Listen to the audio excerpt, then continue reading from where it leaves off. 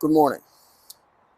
The Pentagon is overhauling the procurement process for weapons manufacturing, and top executives from Ford Motor Company and GM are in talks to build equipment for the Department of War. The wars in Ukraine and the Middle East have burned through years of future production, and the Pentagon needs to backstop the contractors they're using now and find more suppliers who can shift from manufacturing for civilian sectors and do defense work instead. None of this can happen fast enough as far as the Department of War is concerned. The production of munitions and strategic and tactical platforms of all kinds needs to happen as soon as possible. Pentagon officials say that bolstering weapons production is a matter of national security. Oshkosh is another company that's in discussions with the Pentagon, and they have a chief growth officer who's exploring how Oshkosh manufacturing capacity can be brought to bear in a way that matches their core capability. Most of Oshkosh's business is in non-defense, and right away we've got some questions. Oshkosh is famously one of the tiny handful of companies that has a monopoly on the manufacturing of fire trucks. And their business model is to slow down production of equipment so that order backlogs go up and so they can charge high prices. Last April, members of Congress wrote to the CEOs of companies in the fire truck industry, including Oshkosh Corporation. The production delays for the fire trucks seem to come from the backlogs totaling billions of dollars.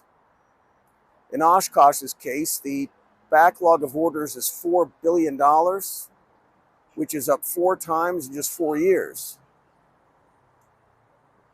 Josh Hawley is a conservative Republican, and Andy Kim is a liberal Democrat, and good luck getting them to agree on anything. But both are saying here that the profit-maximizing practices of fire equipment manufacturers reduce readiness for fire stations and put American lives at risk.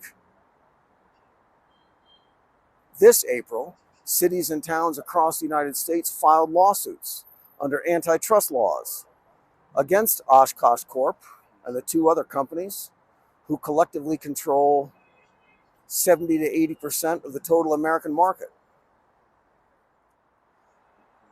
Pete Hegseth is Defense Secretary, or War Secretary, whatever we're calling him now, and says that military manufacturing is back on a war footing, and the Pentagon will leverage all available commercial solutions and technology to ensure warfighters maintain a decisive advantage.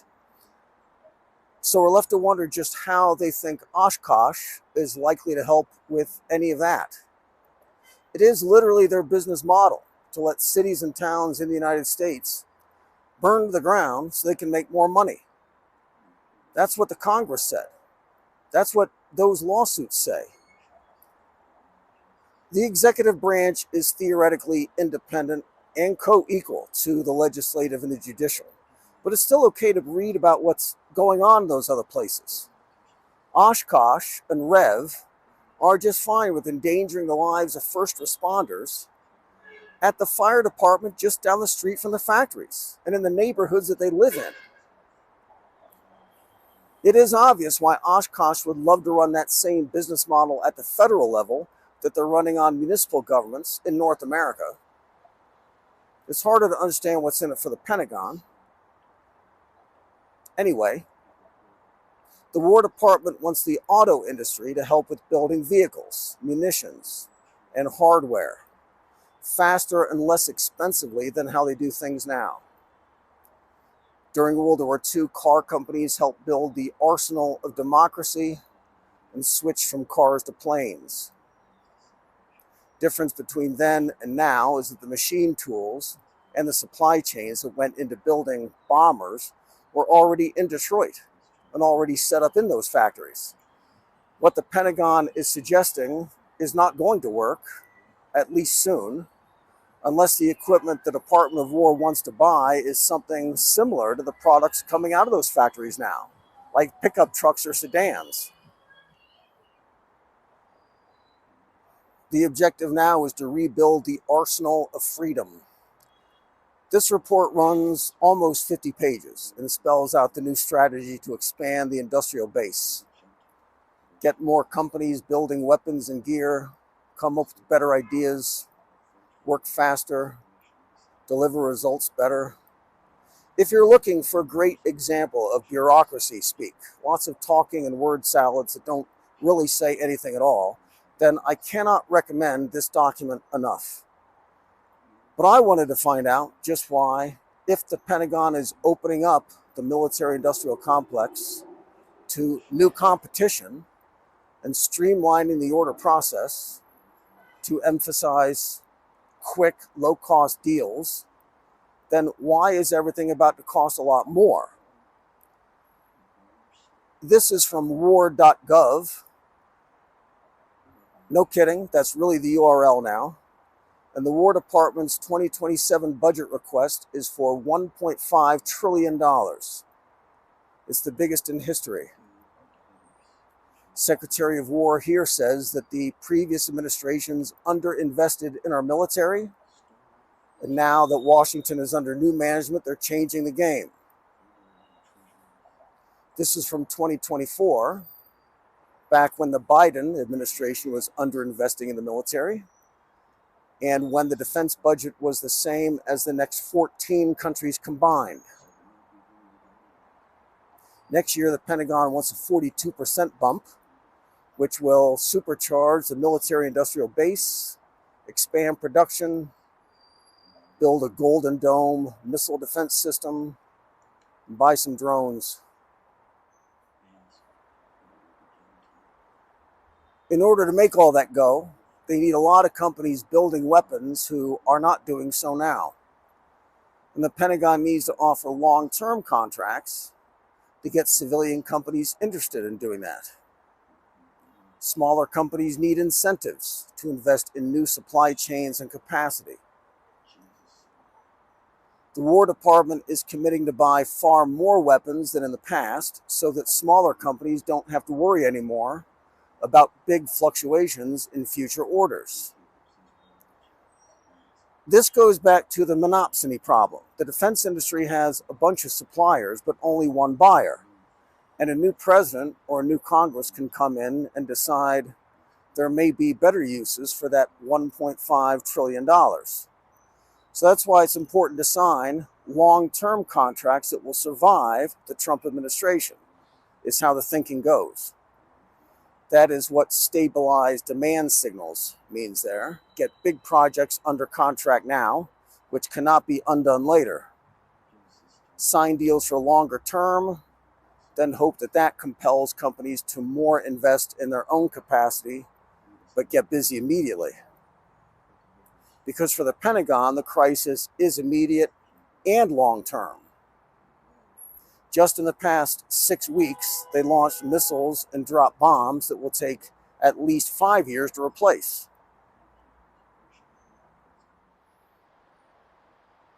Car makers are a logical first place to look.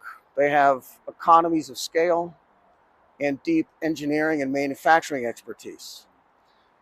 But it's here that China enters the conversation. The whole world now knows that the Pentagon doesn't have enough munitions, and the whole world also knows that automaker supply chains go through China. Ford Motor Company needs Chinese rare earth metals and magnets to build civilian cars for families, and was one of the first companies approved to buy the metals under the new deal between Trump and Xi last year. Ford was pleased that some of their suppliers were approved under a special Chinese import license that lasts for 12 months for the magnets that are crucial in powertrain, steering systems, transmissions, and sensors. A shortage of any rare earth element or in any of those magnets means the vehicle does not get built. At the time, Ford was approved, but German, Japanese, and South Korean automakers had not been. Vehicles built today do not work without rare earth metals and magnets, and Ford Motor needs Chinese magnets if they want to keep their factories open at all. General Motors is a little bit further along on the magnet sourcing problem. GM committed to buy more expensive magnets from new American factories, even from manufacturers who are new to the industry. So GM might be able to build vehicles for the War Department. The problem comes here. If you want to protect those vehicles from people who are shooting at them, tungsten is used for that, and China and Vietnam own the supply chains for tungsten. This is from the U.S. Geological Survey. The top line is tungsten mining in the United States, which is 0 and has been for a long time. Bottom line, net import reliance, which is over 50%. In 2024, the price for tungsten concentrate was $250 per ton. Here is where the tungsten comes from. In 2024, 81,000 tons of tungsten were mined, with 80% of that coming from China. China also has more than half of the world's proven reserves. Global mining production by country. And here again, we see a lot of countries who are a lot more friendly with China than with the Pentagon. China plus Vietnam is over 90% of global tungsten supply. China classifies tungsten as a dual-use material, and for any company using tungsten to build weapons, the Chinese have cut them off.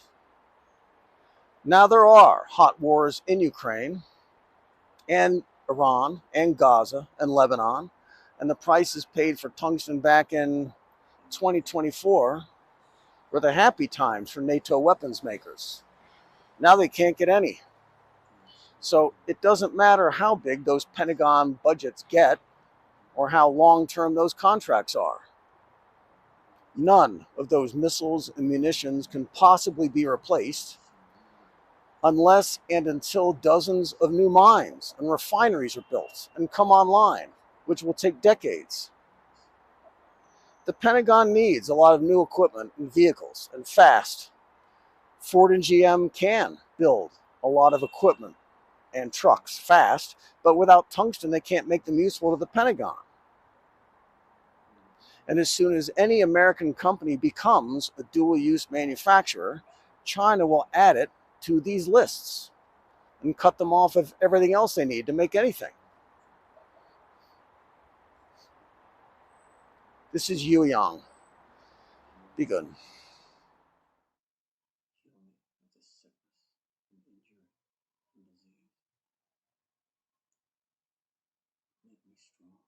so I can serve you.